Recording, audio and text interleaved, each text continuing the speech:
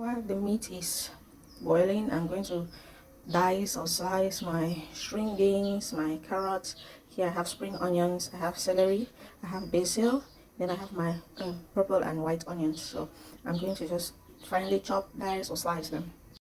So I have my rice washed already. It's in the rice boiler.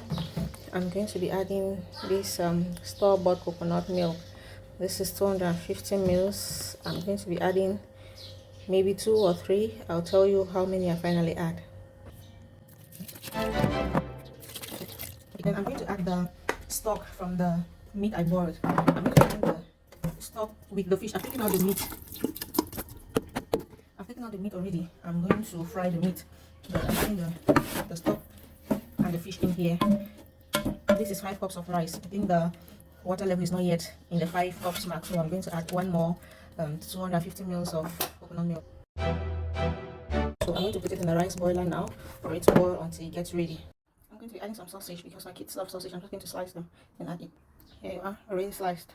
So here I have everything prepped already: carrot and string beans, my green spices, fried meat, onions, chopped garlics, and my sliced sausage. Let's get to cooking.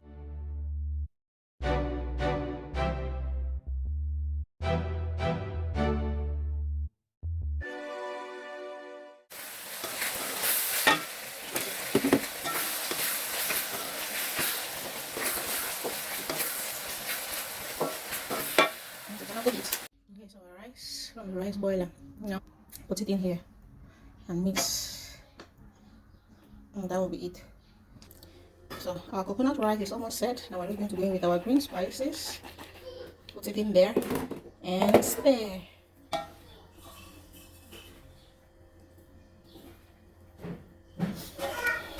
So colorful and flavorful.